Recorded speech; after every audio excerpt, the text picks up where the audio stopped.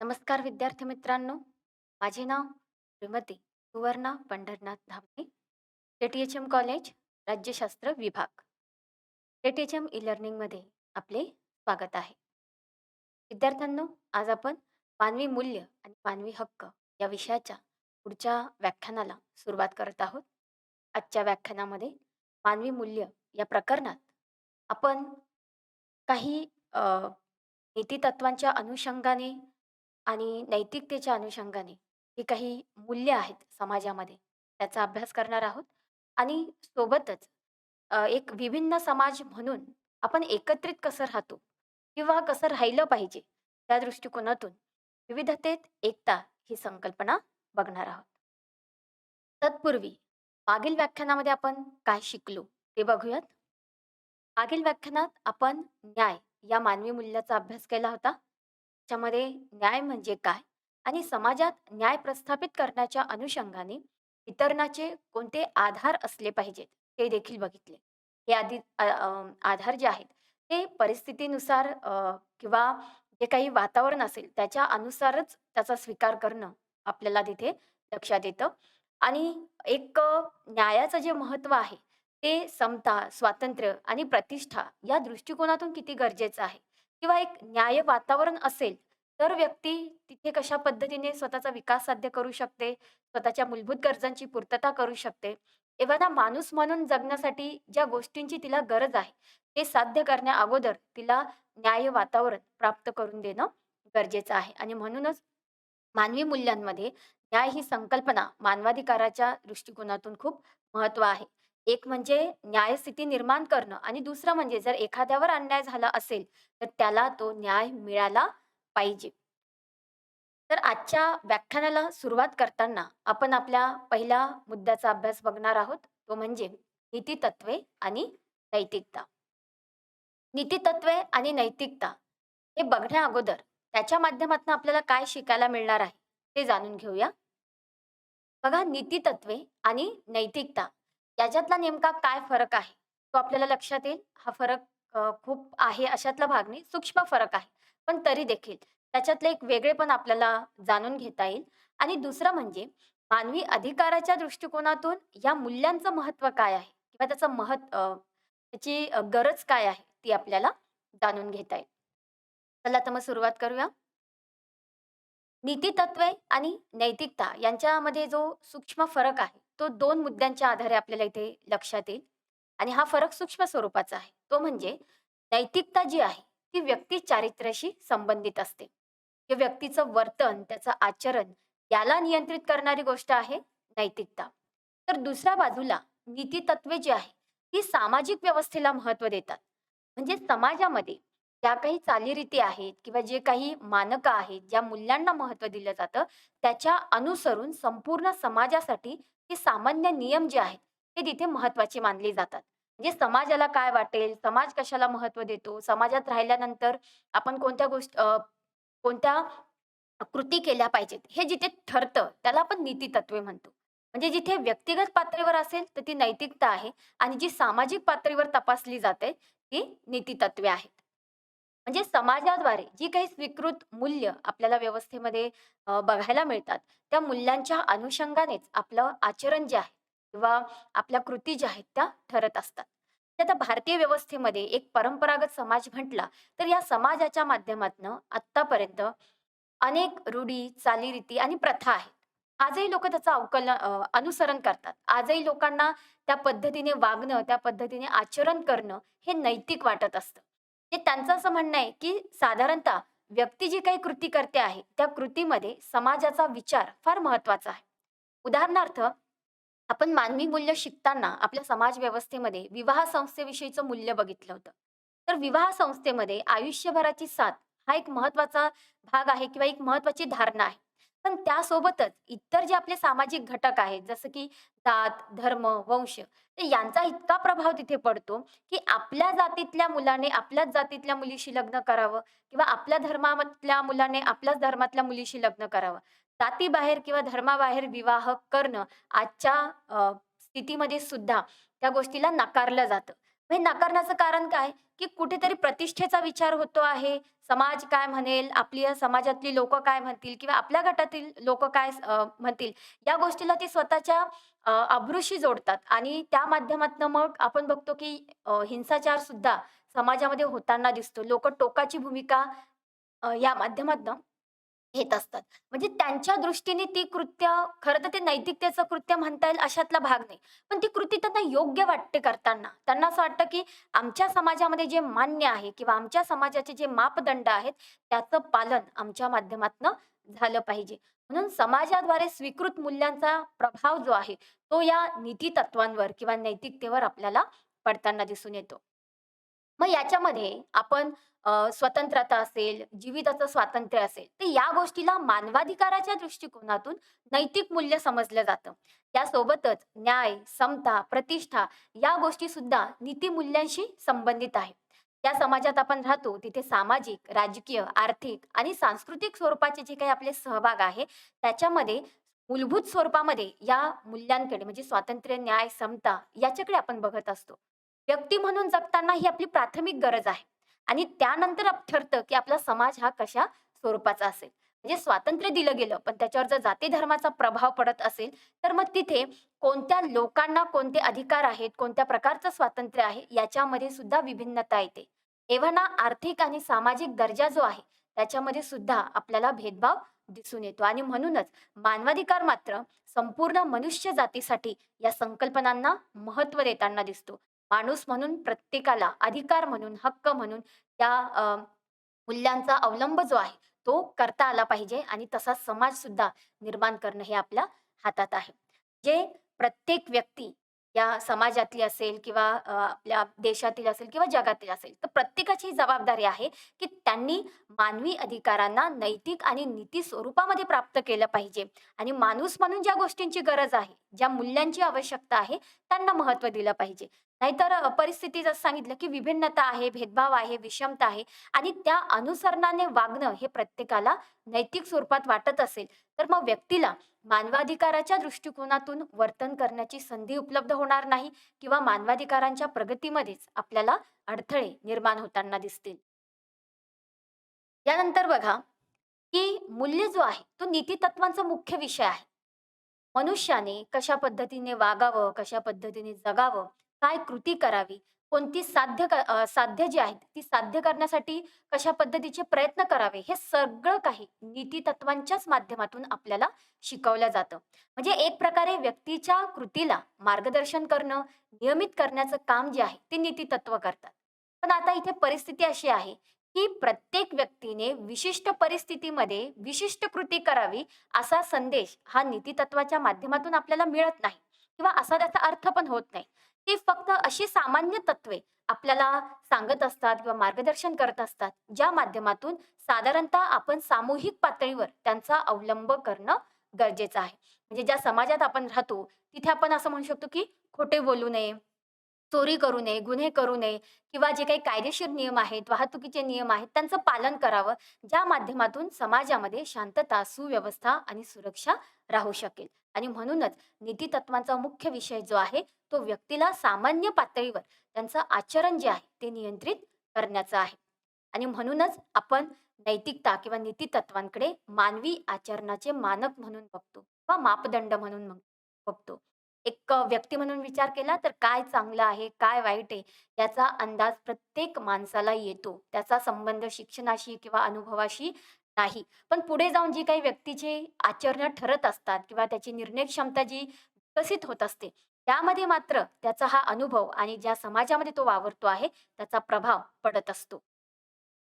आणि मग योग्य, अयोग्य, चांगलं, वाईट हे आपल्याला नीतितत्वांच्या मानकानुसार ठरत असतं. आणि तिथे मग आपण पाप-पुण्याच्या गोष्टी असतील किंवा एक म्हणतो ना कृतज्ञता, कृतज्ञ ज्या काही एक पॉझिटिव्ह आणि एक अपोझिट म्हणजे सत्य, असत्य यासारखे मानकांचा सुद्धा आपल्याला तिथे अंदाज जो आहे तो बांधता येतो. म्हणजे साधारणतः बघा, की समाजामध्ये सत्य आणि असत्य अशी संघर्ष होतात.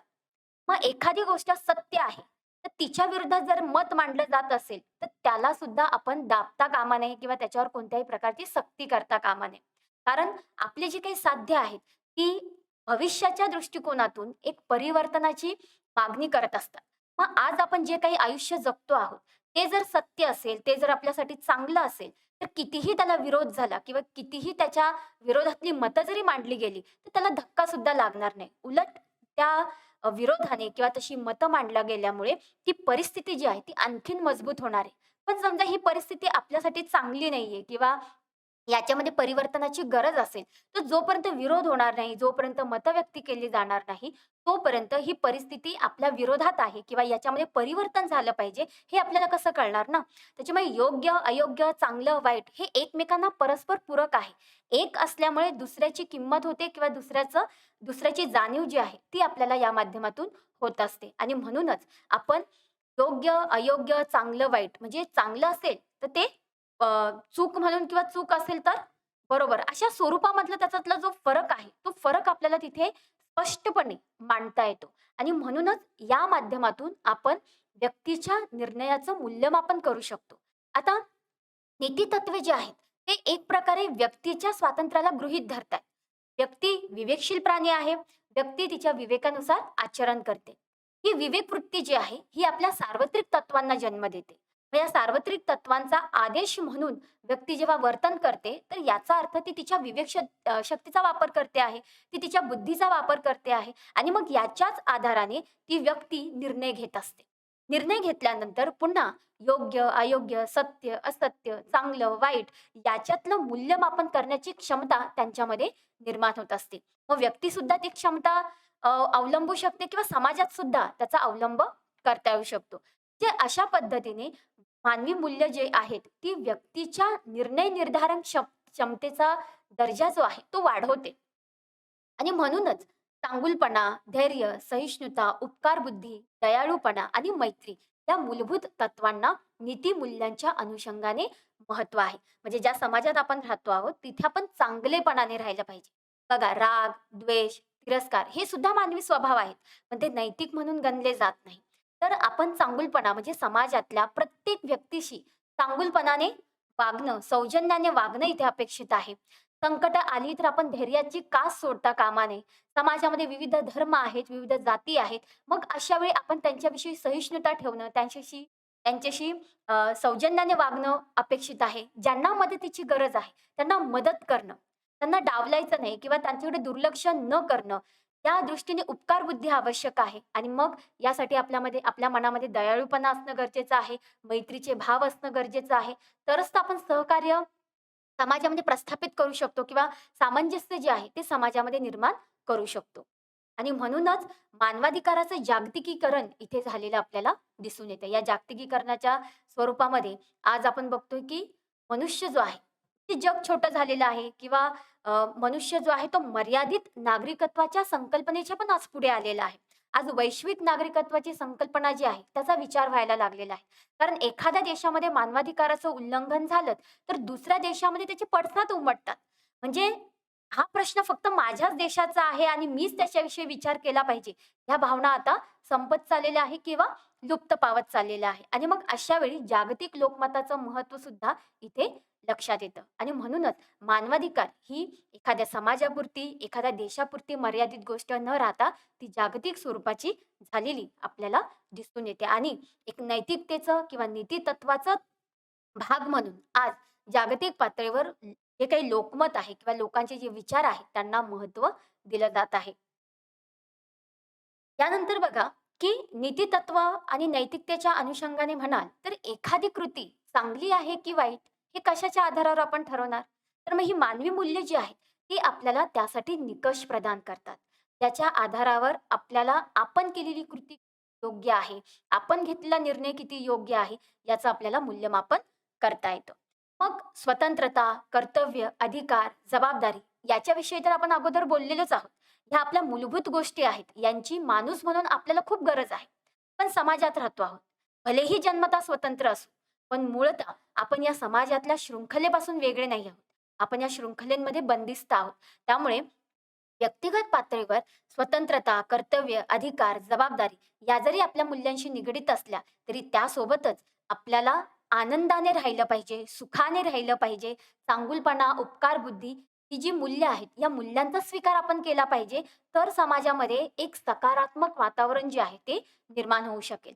ते असं आहे की संपत्ती किती कमवलं हे जितकं महत्त्वाचं आहे, तितकंच त्या संपत्तीचा वापर आपण सुखी जीवनासाठी किती केला किंवा समाजामध्ये समाजाचं देणं म्हणून त्याचा वापर किती केला, तर या अनुषंगाने सुद्धा तो भाग जो आहे तो महत्त्वपूर्ण असणार आहे. म्हणजे फक्त एक खाजगी आयुष्य जगणं हे नीतितत्वांमध्ये अपेक्षित नाही किंवा नैतिकतेच्या अनुषंगाने सुद्धा अपेक्षित नाहीये. माणूस म्हणून तुम्ही स्वतःचाही विकास करा, पण समाजाचं देणं लागतो आपण. एक सामाजिक प्राणी आहोत. या समाजामध्ये सुरक्षा, सहकार्याच्या अनुषंगाने आपण हा समुदाय जो आहे, तो निर्माण केलेला आहे आणि म्हणूनच त्या समाजासाठी सुद्धा आपण एक कर्तव्य भाव ठेवला पाहिजे. त्या दृष्टीने सुद्धा नीतितत्वे आपल्याला मार्गदर्शन करतात, की ही मूल्य जी आहेत, ती सामान्यतः त्याशिवाय सामाजिक मान्यतेवर आधारित असतात. समाजाची जी काही वाटचाल असेल, समाजाचा जो काही जी काही मूल्य त्यांनी स्वीकारलेली असेल, त्या अनुषंगाने आपण वर्तन जे आहे ते करत असतो. मग समाजातल्या इतर घटकांचा नकळतच त्याच्यावर परिणाम होतो. ते अंतर्गत स्वरूपात म्हणाल, तर तुमचं वय, लिंग, शिक्षण, तुमचा अनुभव, तुमचं कुटुंब कसं स्वरूपाचं आहे, या भावना तुम्हाला प्रभावित तर करतातच. पण बाह्य स्वरूपामध्ये तुमचं समाज, तुमचं राज्य, तुमचं आर्थिक, सांस्कृतिक किंवा इतर जे काही जात, धर्म, वंश आहे, तर त्यांचाही प्रभाव पडतो. की या दोन्हीही गोष्टी एकत्रित स्वरूपामध्ये, अंतर्गत आणि बाह्य स्वरूपामध्ये तुमच्यावर प्रभाव निर्माण करतात. तुम्हाला समाजातली जी मानकं आहेत, मापदंड आहेत, त्यांची जाणीव करून देतात आणि मग त्या समाजानुसार तुम्ही वावरत असतात. म्हणजे या समाजात वावरताना जर स्त्री-पुरुष भेदभाव होत असेल, जातीच्या आधारावर भेदभाव होत असेल, धर्माच्या आधारावर भेदभाव होत असेल, तर याच्यामध्ये पूर्णतः चुकी त्या व्यक्तीची आहे अशातला भाग नाही. तर ज्या समाजामध्ये तो राहतोय किंवा लहानपणापासून ज्या गोष्टी तो बघत आलेला आहे, अनुभवत आलेला आहे, त्याच्या माध्यमातनं त्याला हे निकष किंवा या गोष्टी ज्या आहेत त्या योग्य वाटत चालतात. पण मुळात व्यक्ती म्हणून जेव्हा तुम्हाला व्यक्ती स्वातंत्र्य प्राप्त होतं, त्यावेळी तुम्ही या योग्य, अयोग्य, चूक, बरोबर याचा काय करता? अंदाज लावतात. तुम्ही ओळखण्याचा प्रयत्न करतात, की आपण जी कृती समाजाच्या अनुषंगाने करत आहोत, ती योग्य आहे का? म्हणजे एक प्रकारे तुमची स्वत्वाची जी अनुभूती आहे, ती या माध्यमातून जागृत होते आणि मग तिथे तुम्ही नैतिकतेच्या अनुषंगाने स्वतःच्या विचारांचे निकष किंवा स्वतःच्या विचारांचे मापदंड समाजामध्ये मांडू शकतात आणि जर तुम्ही तितक्या प्रभावी व्यक्ती असाल, तर तुम्ही समाजाला सुद्धा प्रभावित करून ती मापदंड एक प्रकारे त्यांचा अवलंब करायला किंवा ती मान्य करायला भाग पाडू शकतात. अशा पद्धतीने आपण एका बाजूला बघू शकतो, की परंपरेनुसार चालत आलेल्या रूढी, प्रथा, चालीरीती आजही समाजाच्या दृष्टीने नैतिक आहेत. परंतु त्याच्यामध्ये बदलत्या काळानुसार फरक पडलेला आहे. म्हणजे जी काही भेदभावाची गोष्ट असेल, विषमतेची गोष्ट असेल, म्हणजे साध्या शिक्षणाची गोष्ट जरी घेतली, तर आज शिक्षण, आरोग्य प्रत्येक व्यक्तीला मिळवण्याचा अधिकार आहे. त्यांना जगण्याचा अधिकार आहे आणि एक मूलभूत अधिकार म्हणून त्यांना त्या सोयी-सुविधा मिळाव्या यासाठी राज्य देखील प्रयत्न करत आहेत. कायदेशीर सुद्धा तशी तरतूद झालेली आहे आणि समाजामध्ये सुद्धा तशी जाणीव-जागृती निर्माण होते आहे. म्हणजे अगोदर ज्या लोकांना आपण आपल्यापासून वेगळं ठेवत होतो किंवा त्यांचे अधिकार नाकारत होतो, त्यांचा दर्जा नाकारत होतो, त्यांना मूलभूत गरजा नाकारत होतो. आज त्यांना सुद्धा ते मिळण्याचा अधिकार आहे, ही जाणीव आपल्या समाजामध्ये निर्माण झालेली आहे. जे परंपरेनुसार चालत आलेल्या रूढी, चालीरीती, प्रथा यांच्या सोबतच आत्ताच्या स्थितीला अनुसरून आपल्यासाठी काय गरजेचं आहे, आपल्यासाठी काय चांगलं आहे, याचं सुद्धा मूल्यमापन आपण नैतिकतेच्या आणि नीतितत्वांच्या मूल्यांच्या माध्यमातून करू शकतो. आणि म्हणूनच मानवी मूल्य जी आहेत, ही नैतिकतेच्या अनुषंगाने किंवा नीतिमूल्य म्हणून आपल्यासाठी खूप महत्त्वाची आहे. पण इथे पुन्हा बघा त्रुटी, की मानवी मूल्य कृती संदर्भात मार्गदर्शन करत नाही. आणि याची उदाहरणं म्हणजे आजही जगाच्या पाठीवर मानवी अधिकारांचं उल्लंघन होत आहे. आता धर्मासारखीच गोष्ट बघा, की धर्म हे देश पातळीवर असो किंवा जागतिक पातळीवर असो, मानवनिर्मित धर्म हा माणुसकी जपण्यामध्ये कमी पडतोय का? कारण आज असं ज्या काही इस्लामिक संघटना आहेत, त्या असा दावा करतायत, की जग जे आहे तेथे मुस्लिमांचं राज्य असलं पाहिजे. मग मुस्लिमांचं राज्य असावं, तर त्यांनी तेवढा प्रभाव जगामध्ये निर्माण करणं गरजेचं आहे. पण असं असून सुद्धा जे मुस्लिम राष्ट्र आहेत, जसं की पाकिस्तान, सीरिया, त्याच्यानंतर अफगाणिस्तान यासारख्या देशांमध्ये आजही आपल्याला विस्फोट दिसतो आहे, नागरी युद्ध दिसतायत, हिंसा दिसते आहे. पाकिस्तानमध्ये तर शाळेमध्ये बॉम्बस्फोट केले जातात आणि कितीतरी लहान मुलांचा तिथे बळी घेतला जातो. मग कोणताही धर्म तुम्हाला नीतिमूल्यांच्या किंवा नैतिकतेच्या अनुषंगाने प्रामाणिकपणे जगायला शिकवतोच, असा त्याचा अर्थ होत नाही. म्हणूनच मानवी मूल्य कोणती कृती करायची या संदर्भात तुम्हाला मार्गदर्शन करत नाही. तुमची जडणघडण कशी झालेली आहे, तुमचे विचार कसे आहेत, तुमचे अनुभव कसे आहेत आणि तुम्ही जी कृती करताय, त्या कृतीविषयी तुमच्या भावना काय आहेत, याच्या आधारावरच व्यक्तीची नैतिकता जी आहे ती ठरत असते. अशा स्वरूपामध्ये नीतितत्त्व आणि नैतिकता हे आपण मानवी अधिकाराचं जे काही उल्लंघन होते, त्या स्वरूपामध्ये जर पाहिलं, तर आजही याच्यामध्ये नीतितत्वांच्या किंवा नैतिकतेच्या बाबतीमध्ये आपल्याला एक व्यक्तिपरत्वे बदल जो आहे, तो दिसून येतोय. पण हीच बाब जेव्हा आपण मानवी अधिकाराच्या बाबतीत बघतो, तेव्हा मानवी अधिकार हे जागतिक स्वरूपाचे नैतिक आणि वैधानिक संकेत देणारे अधिकार आहेत. त्याच्या माध्यमातनं व्यक्तीचे राजकीय, आर्थिक, सामाजिक, वैधानिक असा जो काही त्यांचा त्रास होतो किंवा त्यांचा छळ होतो, तर त्याच्यापासून संरक्षण करण्याचं काम हे मानवाधिकार जे आहे ते करत असतात. आणि या मानवाधिकारांना त्यांची अंमलबजावणी करणं किंवा त्यांना सांभाळणं किंवा त्यांचा प्रसार करणं ही फक्त काही संयुक्त राष्ट्र संघटनेची जबाबदारी नाहीये. तर प्रत्येक देशाची ती नैतिक जबाबदारी आहे, की त्यांनी त्यांच्या देशांतर्गत असलेल्या समाजाला एक प्रकारे न्यायपूर्ण वातावरण प्राप्त करून दिलं पाहिजे. आणि याच अर्थाने बघितलं तर शासन व्यवस्थेने नागरिकांशी कसा व्यवहार करावा, त्यांच्यासाठी काय तरतुदी कराव्या, याची जी काही मार्गदर्शक तत्त्वे आहे, ती मानवी अधिकारांमध्ये स्पष्ट केलेली आहेत. पण आता इथे पुन्हा एक त्रुटीचा भाग असा येतो, की व्यक्ती-व्यक्तींमधला व्यवहार नियंत्रित करण्याचं ते सांगत नाही. पण याच्यामध्ये बघा, की वंशभेद असेल किंवा लिंगभेदाच्या आधारावर होणारे अन्याय अत्याचार असतील, लैंगिक शोषण असेल, तर यासारख्या कृतींना वैयक्तिक पातळीवर किंवा खाजगी पातळीवर नियंत्रित करण्याचं काम कायद्याच्या माध्यमातून होत असतं. म्हणजे भलेही तुम्ही ते सामुदायिक स्वरूपात करा किंवा व्यक्तिगत स्वरूपात करा. तर कायद्याने तुम्हाला तिथे शिक्षा जी आहे ती अवलंबली जाते किंवा त्याची तरतूद करण्यात आलेली आहे. आणि म्हणूनच शासनाने तिथे अवलंब असा केला पाहिजे, की कोणताही निर्णय घेताना किंवा कोणतीही कृती राबवताना नीती निर्धारणाने हे भेदभाव करू नये. ज्याच्या माध्यमातून आपण ही विषमता जी आहे ती आपल्याला टाळता येईल. यासोबतच व्यक्तीचा खाजगी आणि सार्वजनिक स्तरावर जो भेदभाव आहे तो नष्ट करता यावा. म्हणजे भारतीय संविधानामध्ये समतेचा जो काही आपला अधिकार आहे, तिथे जर बघितलं, तर आपण खाजगी असो किंवा सार्वजनिक स्तरावर कोणत्याही जात, धर्म, वंश, लिंग, भाषा, प्रदेश अशा कोणत्याही आधारावर आपण भेदभाव करू शकत नाही. आणि या पद्धतीची तरतूद आपल्या संविधानात आहे, इतरही देशांमध्ये आहे. म्हणजे अशा पद्धतीने मानवाधिकाराचे जे नैतिक आणि वैधानिक स्वरूपाचे संकेत आहेत, ते प्रत्येक देशाने स्वतःच्या संविधानांच्या, कायद्याच्या आणि नीती नियमांच्या माध्यमातून पाळणं गरजेचं आहे. तरच आपण नीतितत्वे आणि नैतिकतेच्या अनुषंगाने जागृत राहू शकतो. अशा स्वरूपात आता आपण आपलं पुढचं मूल्य बघणार आहोत, ते म्हणजे विविधतेमध्ये एकता. विविधतेत एकता बघण्या अगोदर आपण त्यातून काय शिकणार आहोत ते बघूयात. प्रथम, विविधतेत एकता ही संकल्पना आपल्याला तिथे कळून येणार आहे. आणि दुसरं म्हणजे मानवी अधिकार आणि एक संघ ही संकल्पना प्रस्थापित करण्यासाठी विविधतेत एकता याची काय गरज आहे हे आपल्याला लक्षात येईल. तर विविधतेत एकता म्हणजे काय?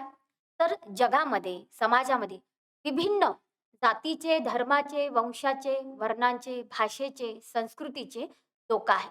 आणि या सर्व लोकांना एका नियमानुसार एका कुटुंबासारखं जगायला लावणं किंवा एका कुटुंबासारखं त्यांचं जगणं, तसा त्यांना मार्ग उपलब्ध करून देणं, असा अर्थ विविधतेत एकतेमध्ये प्रस्थापित होतो. आणि मग अशा वेळी हे विभिन्नता असणारा जो समाज आहे किंवा हा जो व्यक्ती समुदाय आहे, तो एका राष्ट्राच्या किंवा देशातील जो काही कायदा असेल व्यवस्थापित स्वरूपाचा, तर त्या कायद्याच्या छताखाली त्यांनी एकत्रित स्वरूपात वावरलं पाहिजे किंवा एकत्रितरित्या राहिलं पाहिजे. म्हणजे प्रत्येक राष्ट्राने एक सुसंगत रीतीने तिथे जगणं आणि त्या राष्ट्र राज्याला एक समाज म्हणून आपण त्याच्याकडे बघितलं पाहिजे.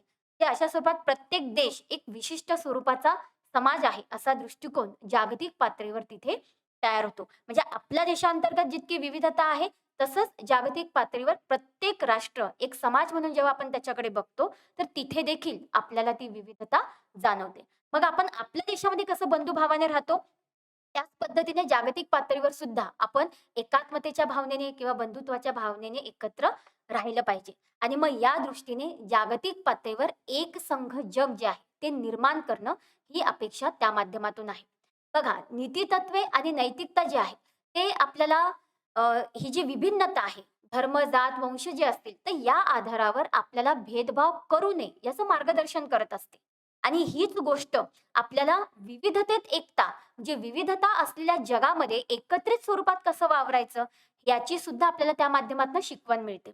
आज जागतिकीकरणाचा 4था टप्पा आहे आणि या 4थ्या टप्प्यामध्ये विविधतेत एकता हे मूल्य खूप महत्त्वाचं मानलं जातंय. आणि त्या दृष्टीनेच एक संघ जग स्थापन करण्याच्या अनुषंगाने विविधतेत एकता या मानवी मूल्याला महत्त्व प्राप्त झालेलं आहे. याच्यामध्ये आंतरराष्ट्रीय कायद्याची भूमिका बघितली तर ती खूप महत्त्वपूर्ण आहे. म्हणजे जिथे आपण देशाच्या व्यवस्थापित कायदेशीर छताखाली लोकांना एक समाज म्हणून वावरायला लावतो आहे, त्याच पद्धतीने मग आंतरराष्ट्रीय कायदा जो आहे, तो जगातल्या सर्व राष्ट्रराज्यांना अशाच पद्धतीने एक समाज म्हणून वावरायला सांगतो किंवा मार्गदर्शन करतो. याच्यामुळे काय होतं, की अशी सर्वसामान्य स्वरूपाची मानके किंवा मापदंड तयार केली जातात, ज्या माध्यमातनं आपल्या सभोवताली असणारी विभिन्नता किंवा या लोकांना एकाच स्वरूपाच्या माणुसकीच्या सावलीत आपल्याला आणून बसवता येतं. म्हणजे सगळ्यांसाठी माणुसकीची जी अपेक्षा आहे, ती आपल्याला इथे साध्य करता येऊ शकते आणि मग ती फक्त विशिष्ट प्रदेशापुरती मर्यादित न राहता संपूर्ण जगासाठी तिचा अवलंब करता येऊ शकेल. मग या दृष्टीने आपल्या समाजामध्ये सामंजस्य आणि सहकार्य जे आहे, ते प्रस्थापित होणं गरजेचं आहे. जोपर्यंत लोकं सामंजस्य आणि सहकार्य प्रस्थापित करणार नाही, स्वतःची जबाबदारी स्वीकारणार नाही, एव्हाना एकमेकांविषयी सौजन्य, सहिष्णुता, आपुलकी, प्रेम या भावना जोपर्यंत जोपासणार नाहीत, तोपर्यंत विविधतेमध्ये एकता हे आपण साध्य करू शकत नाही. म्हणजे आजच्या स्थितीला धर्म, जातीचे संघर्ष होतात, वर्ण, वंश याचे सुद्धा संघर्ष होतात. मग हा संघर्ष होण्याचं कारणच काय आहे? तर एकमेकांविषयी त्यांना ती सहकार्याची, सामंजस्याची किंवा प्रेमाची भावना त्यांच्यामध्ये राहिलेली नाही. ते एकमेकांकडे द्वेषाने, तिरस्काराने बघतात आणि विविधतेत एकता निर्माण करण्यामध्ये या गोष्टी आपल्याला अडचण म्हणून समोर येताना दिसतात.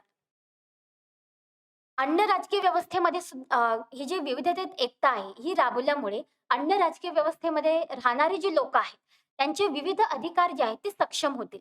म्हणजे त्यांच्या अधिकारांना वृद्धिंगित करणं किंवा कायद्याच्या अनुषंगाने त्यांना जे काही मूलभूत अधिकार मिळालेले आहे, स्वातंत्र्याचे, जीवनाचे, समतेचे, प्रतिष्ठेचे, एव्हाना विचार आणि अभिव्यक्त जे काही स्वातंत्र्य आहे, ते त्यांना मिळालेलं आहे आणि त्याचा त्यांना पुरेपूर वापर करता यावा, त्याचा त्यांना योग्य पद्धतीने फायदा घेता यावा, या दृष्टीने विविधतेत एकता जी आहे, ती आपल्याला फायदेशीर ठरते. दुसरी बाब याच्यामध्ये अशी, की कायदेशीर पद्धतीने जसं देशांतर्गत लोकांना संरक्षण प्राप्त होत आहे, त्यांच्या अधिकारांना आपण सक्षम करू शकतो आहे, त्याच पद्धतीने मानवी अधिकारांचं विस्तारीकरण करणं आणि त्याचं संरक्षण करणं आणखीन सोपं होतं. म्हणजे प्रत्येक देशाने जर आपापली जबाबदारी स्वीकारली, आपापल्या देशामध्ये आपापल्या नागरिकांच्या मूलभूत अधिकारांना सक्षम केलं, त्यांच्यामध्ये बंधुत्वाची भावना आणि एकात्मता राखली, तर आपोआपच मानवी अधिकारांचं विस्तारीकरण जे आहे, ते कायदेशीर स्वरूपामध्ये त्या देशांमध्ये होईल. आणि सगळ्याच देशांमध्ये जर ही स्थिती अवलंबली गेली किंवा अशी स्थिती निर्माण झाली, तर जागतिकीकरण जे आहे, ते मानवाधिकाराच्या दृष्टिकोनातून जे काही त्यांचं उद्दिष्ट आहे, ते तिथे साध्य होणार आहे. म्हणूनच या संकल्पना राबवताना आणखीन एक तिसरी बाजू याच्यामध्ये आपल्याला लक्षात घ्यावी लागेल, की आजही जगाच्या पाठीवर असे काही तिसऱ्या जगातील देश आहेत, अविकसित देश आहेत किंवा विकसनशील देश आहेत, ज्या देशांना अनेक समस्या ज्या आहेत, त्या फेस कराव्या लागतायत किंवा अनेक समस्या अजूनही तिथे त्यांना संपवता आलेल्या नाहीये. दक्षिण आफ्रिकेसारख्या देशामध्ये किंवा जिथे तिसरं जग आहे, तिथे उपासमार, गरिबी म्हणजे शिक्षण, आरोग्य तर बाजूलाच राहिलं. पण महामारीसारख्या समस्या असतील, प्रदूषणाच्या समस्या असतील किंवा अन्नधान्याची टंचाई असेल, तर यासारख्या अनेक समस्या हे आव्हानं त्यांच्यासमोर निर्माण करतायत. मग अशा लोकांना जगण्याचा अधिकार आहे आणि ते चांगल्या सुस्थितीमध्ये तेव्हा जगू शकतात, जेव्हा या समस्यांचं निर्मूलन होईल. मग हे निर्मूलन केव्हा होईल? जेव्हा जे बडे देश आहेत, विकसित देश आहेत किंवा जे देश सक्षम आहेत, त्या देशांनी या विभिन्न राजकीय प्रदेशात राहणाऱ्या व्यक्तींच्या अस्तित्वांचं समर्थन केलं, त्यांच्या जगण्याला महत्त्व दिलं, तरच आपल्याला हे विविधतेत एकता जी आहे ती साध्य करता येईल. कारण याच्यात तर बघा सहकार्य, सामंजस्य तर साध्य होणारच आहे. पण तिसऱ्या जगातील जे लोकं आहेत त्यांच्या मूलभूत गरजांची पूर्तता होईल, त्यांचाही विकास साध्य होईल आणि त्यांचंही अस्तित्व जे आहे ते या माध्यमातनं आपल्याला मान्य करता येईल. हे बघा त्यांच्यातला जो वेगळेपणा आहे, त्यांना आपल्यापासून वेगळं करणं किंवा त्यांना आपल्यापासून वेगळेपणा वाटता कामा नये. कारण जसं समाजाला व्यक्तीला जशी समाजाची गरज असते, तशी समाजाला सुद्धा व्यक्तींची गरज आहे. मग हे जे अस्तित्व ज्यांचं आज धोक्यामध्ये आहे किंवा ज्यांना संकटांना सामोरं जावं लागतं आहे, तर त्यांचं सुद्धा जगणं जागतिक पातळीवर मान्य होणं गरजेचं आहे. आणि या दृष्टीने पाहिलं तर आज अनेक अशा मानवी अधिकारांचं संरक्षण करणाऱ्या संस्था आहेत, ज्या या विविध देशांमध्ये एन-जी-ओज ज्या असतील, त्या कार्य करताना किंवा तिथे योगदान देताना आपल्याला दिसून येतात. हे अस्तित्व मान्य होणं, त्यांच्या समस्यांकडे लक्ष देणं आणि त्या समस्या सारण्यासाठी प्रयत्न करणं, या माध्यमातून मूलभूत ज्या काही भौतिक गरजा आहेत, त्याच्यानुसार आपल्याला संसाधनांचं वितरण सुद्धा शक्य होणार आहे. म्हणजे खरं तर वस्तुस्थिती अशी आहे, की जे विकसित देश आहेत किंवा जे मोठे देश आहेत, ते आपल्या पृथ्वीवरील जेवढी पण नैसर्गिक संसाधन संपत्ती असेल, तिचं एक प्रकारे ओरबाडतायत किंवा जसं श्रीमंतांकडे संपत्तीचं, संसाधनांचा एक साठा जो आहे किंवा जो एक ओघ आहे, तो त्यांच्याकडे झुकताना दिसतो आणि गरिबांना मात्र या संसाधनांची टंचाई निर्माण होताना दिसते. हे पाणीसारखी गोष्ट जी आहे, ती श्रीमंतांना त्याची कधीच टंचाई वाटत नाही, पण गरिबांना मात्र त्या टंचाईला सामोरं जावं लागतं. म्हणजे अशा स्वरूपामध्ये ज्या मूलभूत भौतिक गरजा आहेत, त्यांच्यामध्ये सुद्धा जर वितरण असमान होत असेल, तर त्यांच्या हक्कांचं इथे अवमूल्यन होत असतं आणि जर आपण त्या व्यक्तींच्या अस्तित्वाचं समर्थन केलं, त्यांच्या जगण्याला मान्यता दिली, तर या संसाधनांचं समान वितरण करणं आपल्याला जागतिक पातळीवर शक्य होणार आहे. ज्याच्या माध्यमातून मानवाधिकाराचा प्रभाव जो आहे, तो सुद्धा वाढताना दिसेल.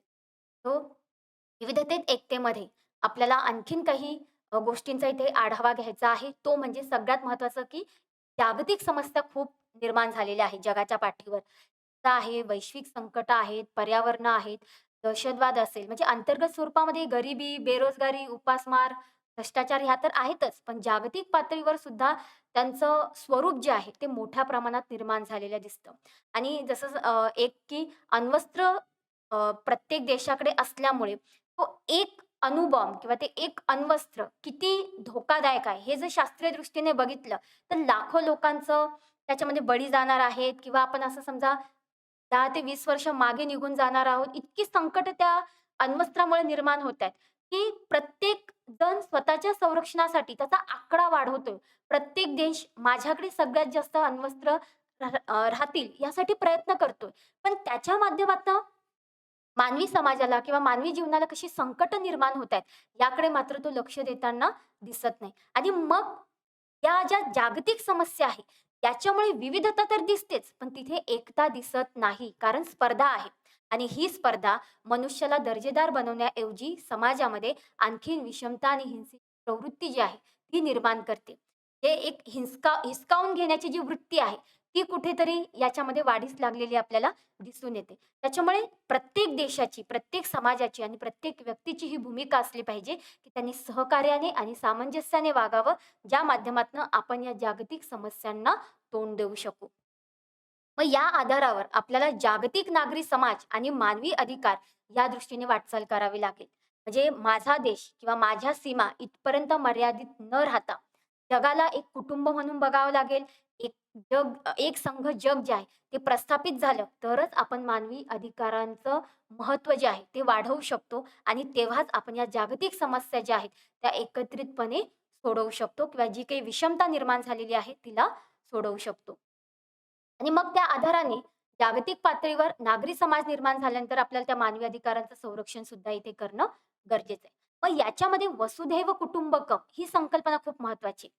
खरं तर भारतीय समाजाकडनं ही संकल्पना मांडली गेलेली आहे आणि भारतीय समाजामध्ये जसं मूल्य, नीतितत्व यांना महत्त्व आहे, त्याच पद्धतीने संपूर्ण समाजाने एका नियमांच्या किंवा एका छताखाली एकत्रितपणे वावरणं, सहकार्याने वावरणं, सामंजस्याने वावरणं, याला आपल्या भारतीय समाजाने किंवा आपल्या संस्कृतीने खूप अगोदरपासून मान्यता दिलेली आहे.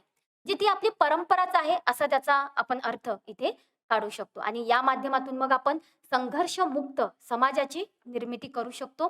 जिथे वादविवाद, दंगल, आंदोलन किंवा अशी कोणतीही स्पर्धा राहणार नाही, की एक व्यक्ती स्वतःच्या अस्तित्वासाठी दुसऱ्या व्यक्तीचं अस्तित्व हिरावून घेऊ शकेल.